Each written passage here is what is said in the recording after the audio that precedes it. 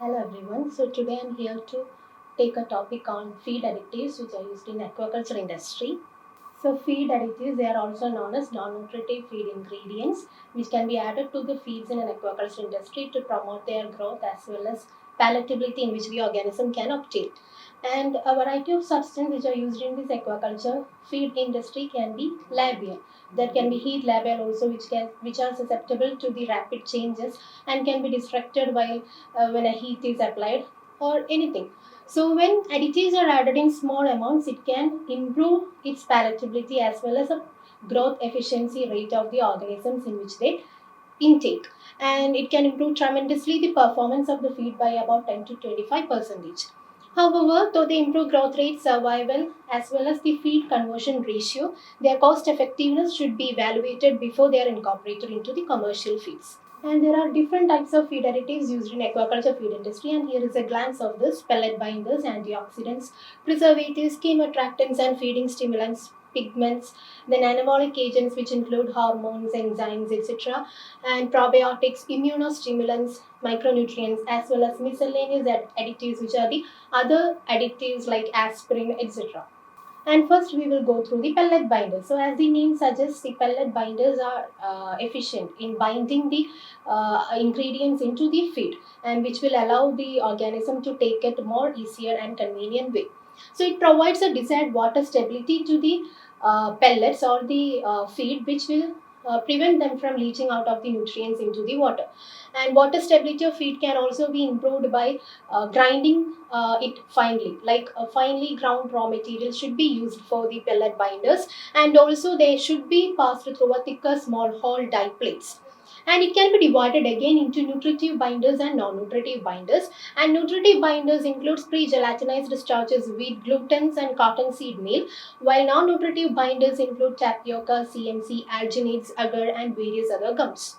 And substances used for water stability other than these include so many ingredients like locust bean gum, collagen, chitosan agar, carrageenan, etc. An ingredient antagonists to tribellet water stability include lucerne meal, cereal hulls, especially rice and oats.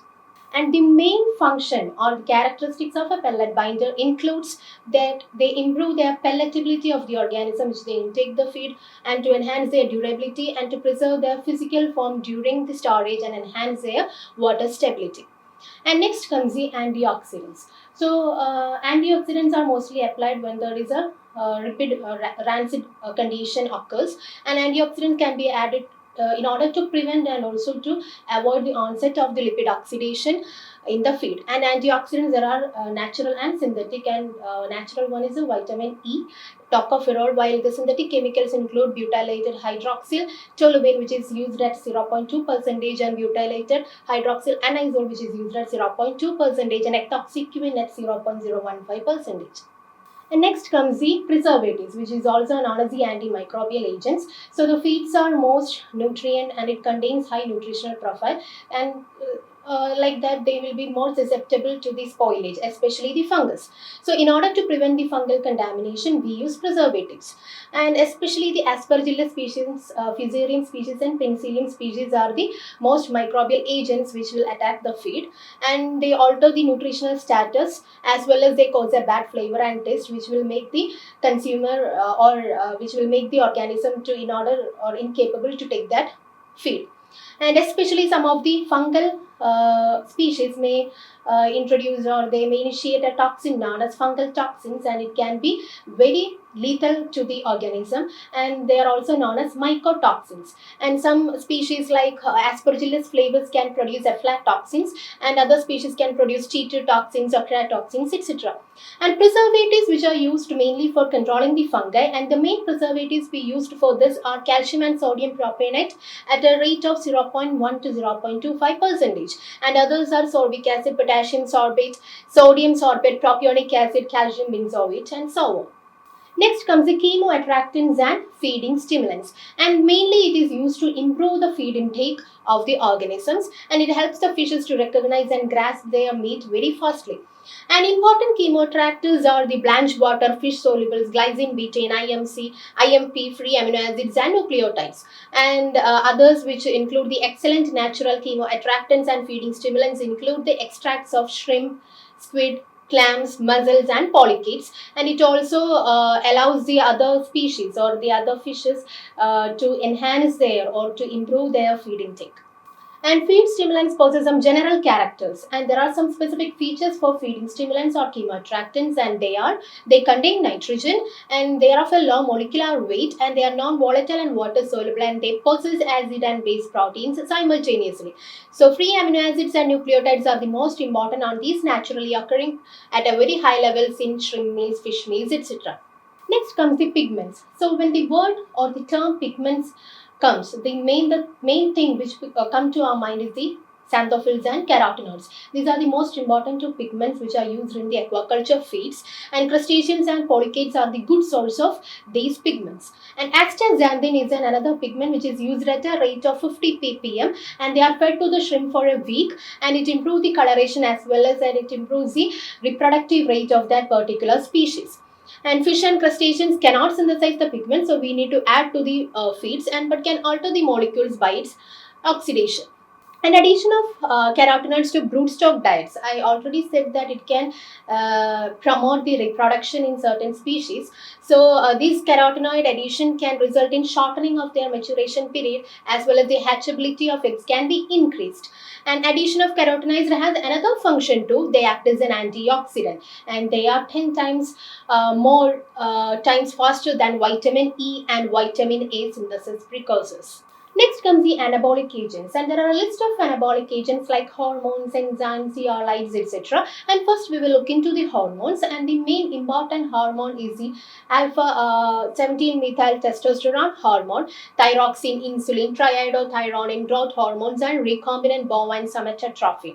And next one is the feed antibiotics. Antibiotics, we know that it is used to treat a disease when an aquaculture industry faces, and routine uses can also cause some consequences. So the examples of antibiotics which are commonly used are terramycin and flavofosylfol, then virgin lamicin, zinc, etc. And bacitracin and ionophores are the important aquaculture antibiotics used in an industry. But nowadays there are growing concerns about the excessive use of antibiotics because they are promoting the antibiotic resistant bacteria. So we are forced to lower the use of these antibiotics in aquaculture industry, and we have been using many alternatives for this.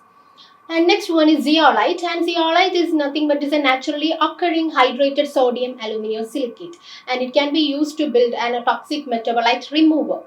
And next one is an enzyme. So different enzymes like proteolytic and amylolytic enzymes are used, and proteolytic enzymes are important, and they are bromelain and papain, which is used at a rate of 0.1 to 0.2%. Next are phytosterols, and phytosterols are steroids which can be extracted from the plant products. Next is zolacunus, which is a growth promoter, and its inclusion level is 20 gram per MT of feed. Next is bile acids. It assists with the assimilation and absorption of the lipids and the lipid associated salts. Next is the probiotics. So as I have already mentioned about the antibiotic excessive use has created some consequences in aquaculture industry, and here we use an alternative, that is probiotics.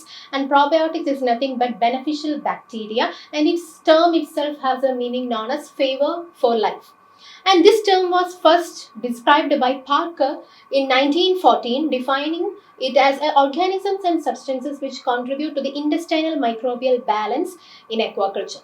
And they are found, and there are some actions they use in aquaculture, or their features in aquaculture, and they are found useful in keeping the balance of the gut microflora. So they are the beneficial bacteria, so they improve the gut microbiota of an organism, and they utilize nitrogen bearing waste in water and the metabolism process and convert them into inorganic nutrients, and they replace or destroy the harmful bacteria and by competitive inhibition that they take place. Probiotics take place in their area, and they, by this competitive inhibition, they will occur and remove these harmful bacteria from the gut. And they involves high enzymatic activities such as amylase, protease, lipases, etc. And they remove the excessive loads caused by the excessive fecal matter as well as the dead algae. And in case of the soil, the beneficial bacteria helps in downgrading the harmful effects of the formation of sulfides and nitrites due to the heavy organic load accumulated during the culture period. And there are both indigenous and imported probiotics are now available in market, and they have been used either individually or in combinations. And mostly there are three types: a gut probiotic, a water probiotic, and a soil probiotic. And common probiotic bacteria is the lactobacillus species and lactic acid bacteria, which has different species or strains like lactobacillus acidophilus, lactobacillus factis, and lactobacillus plantarum. And other species include Enterococcus faecacia and yeast. And the most extensively used one is lactobacillus. And probiotics can be available in market in different ways, like in a paste form or through capsule forms or water dispersible powder liquids and as feed additives. And the microbial strains which are used in these probiotics have different characteristics, like they can be non-pathogenic, and they should attain a level of water stability, and they should improve the nutritional profile, as well as it should avoid or destroy the harmful bacteria contained in that certain species. Next comes the immunostimulants.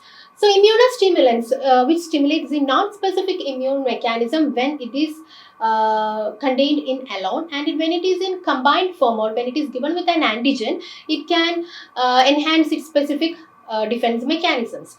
So some of the immunostimulants include glucans, yeast, etc. And glucans we can give it through food or by an injection. An experiment was conducted in salmon, which shows an increased resistance to Vibrio angularium.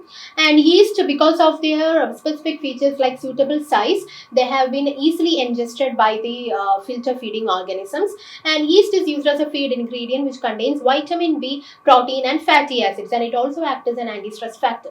And next comes the micronutrients. So the ion-bearing proteins are the like transferrin and lactoferrin, which are involved in the defense mechanisms or the immunology of an organism. So in a ion deficient animals, this antibody production activity of natural kill cells will be suppressed. So other minerals like copper, zinc, and other these minerals can be given to a certain level to the organism, which can improve their defense system as well as the immunology of the organism. Last but not the least are the miscellaneous additives, which are other than the additives which I said before. So there are some examples like aspirin, which can be used in the tilapia fry at 1 gram per kilogram feed level, which is used as an anti-stress factor when changed their environment. And similarly, sorbitol, which is used in liver health, then glycerol oleate for water oil emulsifier, and carnitine for better utilization of lipid, and sodium polyphosphate for use, which is used as an antiviral effect. And we, as I already said, feed additives are a feed, non-nutritive feed ingredients in order to enhance its growth rate of an organism and survival rate of an organism, and to improve the feed conversion efficiency, as well as to decrease the disease level or disease causing organisms to the nature. So feed additives are many, and we have discussed so far about the pellet binders, antioxidants, preservatives, pigments, then miscellaneous additives, then micronutrients, and the probiotics, the main part, which have created an big boom to the aquaculture industry, as it lowers or suppresses the level of the use of antibiotics. So these all feed additives are immune modulatory feed based additives as one of the tools for the farmers and feed manufacturers, which can use safely and effectively in an industry. And further researches have been taking place to use other feed additives in aquaculture feed industries too. So that's all about the feed additives used in aquaculture industry. Thank you.